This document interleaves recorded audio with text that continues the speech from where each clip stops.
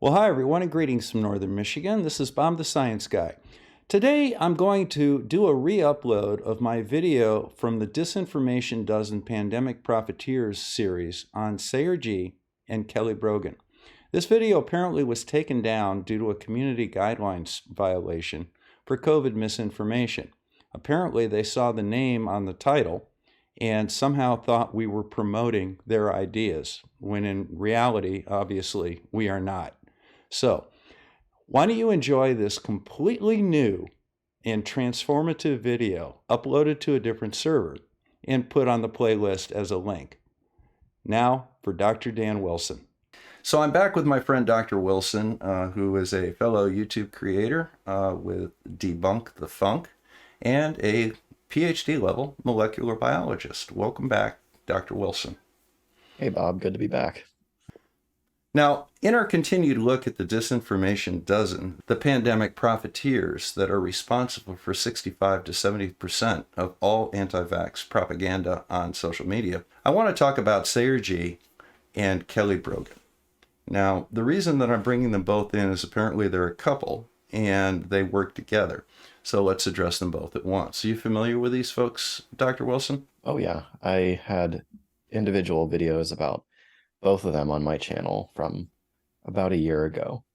And we're going to get into some of what they say, but in my opinion, they are two of the more fringe of the Disinformation Dozen. They have some of the odder beliefs and things that they promote of the group. How do they take these odd beliefs and turn them into money? Well, Sayer G has a website that he charges annual subscriptions for, and his subscriptions, the price ranges from $75 all the way up to $850. Just for the pleasure of reading his interesting ideas, shall we say? Yeah, I think that's all that's included in that subscription, just access to his content. His wife, Kelly Brogan, works with him. Kelly Brogan has affiliations with people like Gwyneth Paltrow's Goop, and promotes different products herself, but also works a lot with Sayer G on his website. Kelly Brogan also publishes books. They have multiple sources of income for their disinformation. And one of the things that he really promotes is that vaccines are a form of genocide. Yeah. Having studied history, I am, of course, familiar with instances of genocide, and I don't really think vaccines would fall at that level. Do you? No, kind of the opposite. It was something that a lot of anti-vaxxers do, which I think is particularly gross, is try and compare their plights, their battles against vaccines to actual human suffering. You'll see this quite commonly even today with people who are anti-vaxxers saying that they are being discriminated against or segregated, comparing their plights to Black people during things like apartheid or civil rights movements. They'll compare themselves to Jews in Nazi Germany, things that are just ridiculous, but they imagine themselves to be these victims, and it helps them get attention, and it helps them bring people into their group where the people who come into their group also feel like victims, and they kind of form this bond with each other in these communities. So it's just really gross to take advantage of real human suffering and misrepresent their story as comparable to it. The Nazis did experiments in concentration camps. Mm-hmm. All right. One that comes to mind right now is hypothermia experiments, where they would literally put people in baths of ice water in the winter to try and find better ways of treating down pilots in the North Sea. After the war, we had the Nuremberg trials, and we had something called the Nuremberg Code, which talked very specifically about the ethics of medical experimentation. And one of the things that you'll see a lot in the anti-vax community is claiming that it is somehow a violation of the Nuremberg Code. Now, I've done a Hmm. video on that. Trust me, I know what a violation of the Nuremberg Code is. Vaccines aren't one of them. Nope. So that's one thing that you see, but part of the mass movement when it comes to dealing with the anti-vax movement is that you want to say, well, these are the bad people. I'll lead you and we'll make things right. Right. And Yeah. people just flock to it. In Flat Earth, of course, the bad guy is NASA. In anti-vax, it's Dr. Fauci. And, Yeah. the powers that be, Bill Gates, the Illuminati, and Yeah. whoever else is trying to chip us. They come up with some of these very, very strange ideas. So Mhm. what is Sayer G's message that he's trying to put out, and what are your thoughts on that? So essentially, he's saying that not only are vaccines bad, on the level of genocide, which is again ridiculous, he also is a proponent of this idea that viruses don't cause disease. He does not believe that SARS-CoV-2 has even been isolated. That's something that I addressed in my video about him, which is a very fringe belief that is easily proven to be just filled with blatant misunderstanding of the science. He also has this message that masks don't work. So his message overall is that all the experts are wrong, that their solutions are bad, and that he has the solutions that he wants to sell to you. I had a very unfortunate situation a couple of months ago. My lab partner in medical school was a friend of mine, a very good friend of mine, and after 30 years, I tracked her down. I found out that she had some rather strange political beliefs. She probably has a big red hat somewhere in her closet. Mm. But as a surgeon, she told me, she is the surgeon, she told me that masks don't stop viruses. Uh, And I suspect that it comes from that. Would you mind addressing that claim? Because that is a really common claim. Because yeah. the fabric the fabric of a mask is the gaps in the fabric obviously is much larger than a virus. Hmm. Do we cough Right. out virus? No, we don't cough out just individual viral particles that travel through the air as individual particles. Viruses, when we cough them out, they're traveling in a medium, and that medium is liquid. So we call the things that carry viruses that we cough out droplets and aerosols. Those things are very much big enough. The layers of mesh fabric that masks are made of. Um, and so we can measure this. We can put a mask over someone's face. We know that they're spreading virus, and measure how much virus is getting through the mask. We can do this with someone who is wearing a mask versus someone who is not. And in each case, we see that, yeah, the amount of virus that is getting through the mask is drastically reduced, if not zero. Mm-hmm. Um, and it's because that, again, viruses are not traveling as individual particles, they're traveling in big particles that are called aerosols or droplets. The anti-mask thing has always been just bizarre to me. And I think that the main understanding is that people think that because SARS-CoV-2 is airborne, you see that a lot from mask deniers. They think that it's just going to float around the mask and get into you. But I think the common thing that mask deniers just don't understand about community masking to reduce COVID-19 is that the primary function of a mask is not to protect you, it's to help protect other people. It's essentially source control. If you have a whole community of people and you don't necessarily know who is carrying and shedding SARS-CoV-2, because as we know, SARS-CoV-2 can cause asymptomatic infection, and you can shed the virus even if you're asymptomatic, or we have what's called um, pre-symptomatic infection, where before you develop symptoms, you are shedding virus. Um, That's a big and problem with so, herpes, by the way. yeah, yeah. Before And, you even have lesions, you are actively infectious. yeah, and actually, just before and just after you develop symptoms are when you're thought to be most infectious when it comes to SARS-CoV-2. You have a community of people, you don't necessarily know who is shedding SARS-CoV-2 when. If everybody's wearing a mask, then people who are shedding SARS-CoV-2 are going to be shedding a lot less. And in order for SARS-CoV-2 to transfer from one person to another via the air, what has to happen is the air has to be saturated enough with SARS-CoV-2 virus such that when you breathe it in, you are exposed to enough virus to actually infect you. And if everybody is reducing the amount of virus that they're spreading, then it's going to be a lot harder to get to that point where the air is saturated.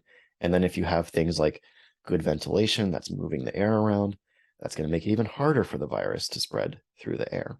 So we have all of these tools for a reason, and it's to each one reduces the risk. So if we use them all together, then we're going to have a very low risk of transmission.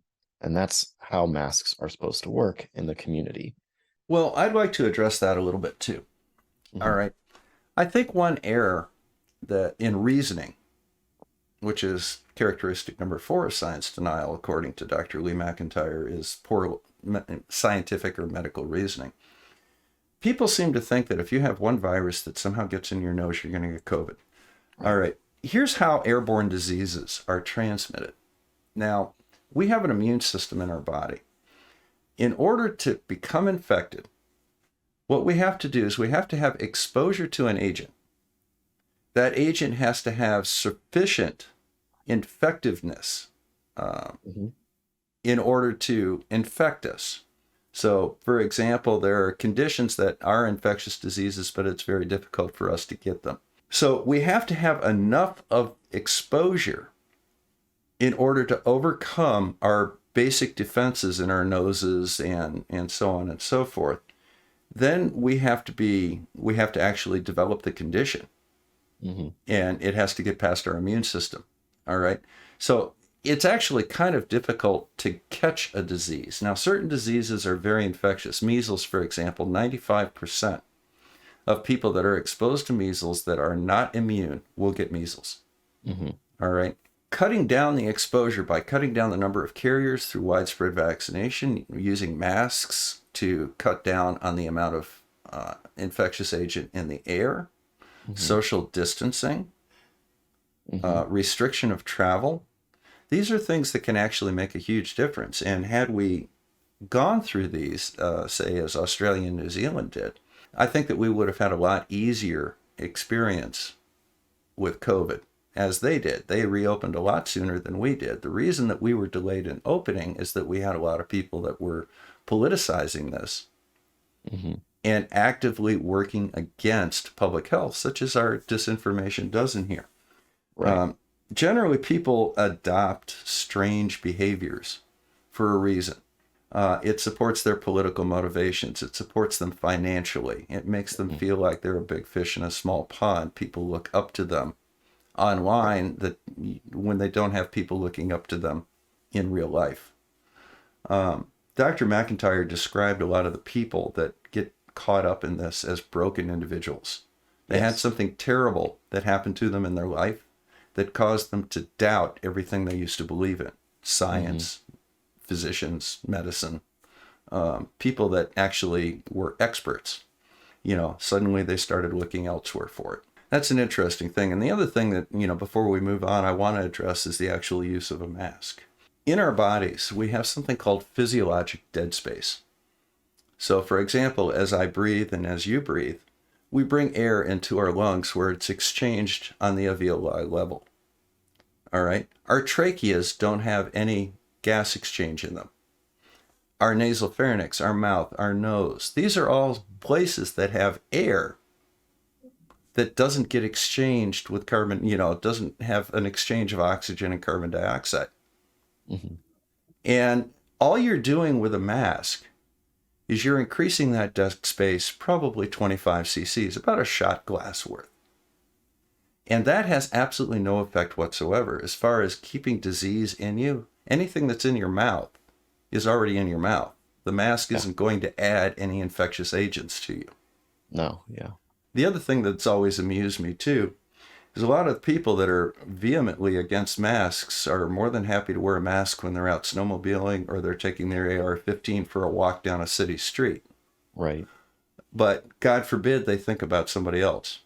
So Sayer G's wife is Kelly Brogan, and she works with him, obviously. Does she do anything on her own separate from him as far as the anti-vax movement goes? Yeah, so she publishes books. She has her own kind of hustles, supporting things like Goop from Gwyneth Paltrow, basically saying a lot of the same things that Sayer G does. She's also a proponent of the idea that viruses don't cause disease. For example, she has specifically claimed that HIV does not cause AIDS, and that people who die from AIDS actually die from the medication that treats HIV, that targets HIV, which is just horrible.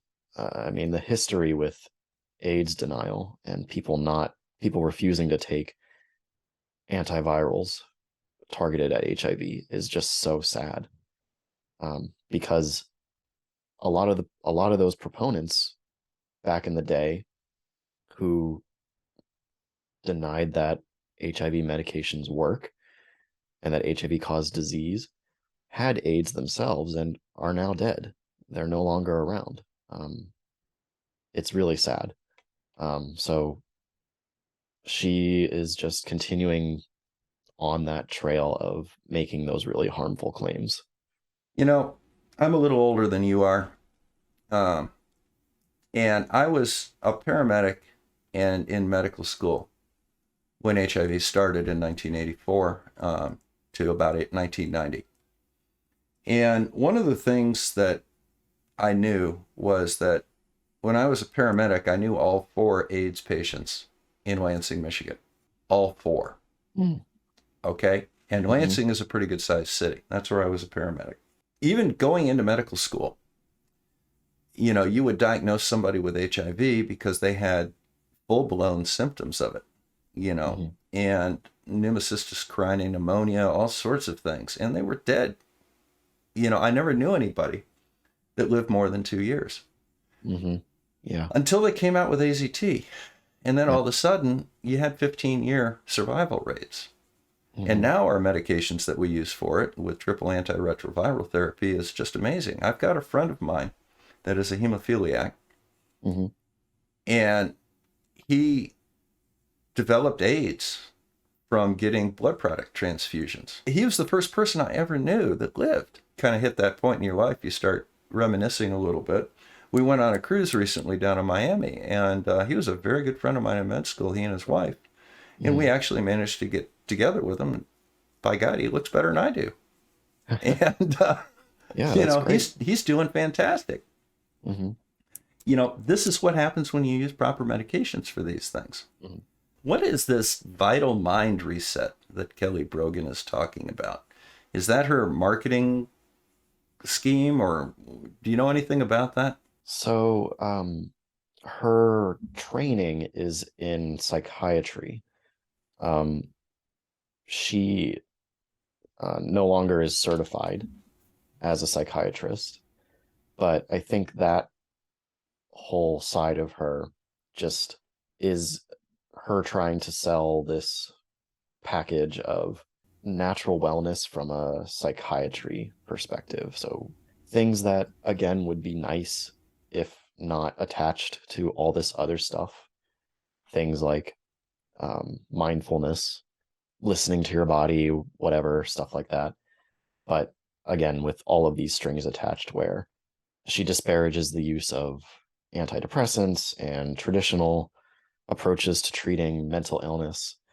There's a quote right here. The truth is that you can't alchemize the adverse effects of a vaccine with spiritual fairy dust any more than you can take a pill for any psycho-emotional crisis. Right. I mean, they like using large words that sound official. It's word salad. Yeah. Yeah. And, you can kind of see what she's talking about here. saying the words doesn't make it true. Mm-hmm. You know, there's some times that you really do need some medicine when you're having a psycho-emotional crisis. Right. I had a nurse stabbed by somebody once that had a psycho-emotional crisis. Trust me, they got some medicine. But I did my last year of PhD during the first year of COVID. So it was extra hard, where I couldn't really be in lab and going through all the imposter syndrome thoughts of I'm not doing enough because I'm not in lab, and everything that comes with that. And there came a point where I just had a really bad panic attack, and it was one of those panic attacks where I felt like in that moment I was going to die. Like that was the only thing I believed to be true. Yeah. And I was just panicking. I had to go to the hospital. I'll tell you what, the drugs they gave me, it was just one drug, but really, really helped. I mean, just almost instant relief. It was... The imposter syndrome you're talking about is basically a portion of Dunning-Kruger. Dunning-Kruger is characterized by two things: people that don't know anything, that think they're experts, and actual experts that don't think they know anything. Right. And, you know, I'm never a good enough doctor to know everything there is to know. I recognize that. You're not a good enough molecular biologist.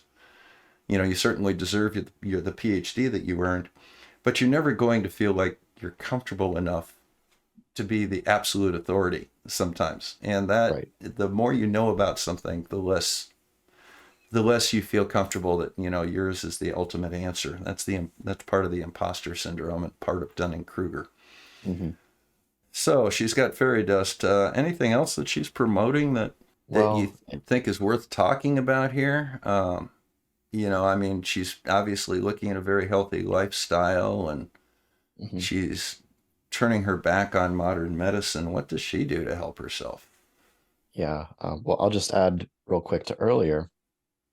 Another thing she does on her own is she has her own subscription to her lifestyle medicine community space. So that's where she promotes a lot of this stuff. She will promote things like coffee enemas for treatment of depression. And more recently, interestingly and disturbingly, she has promoted urine therapy, which weird. What the hell is it with conspiracy theorists and drinking their own pee? I don't know, man, but they seem to like it. It's so bizarre to me. Oh, well. But that just gives you an idea of how far she's gone into this alternative space. And subscriptions to her website run between $40 and $400. Yeah. Correct? Yeah. All right. Yeah, I believe so. All right. Well, I think that probably sums up those two.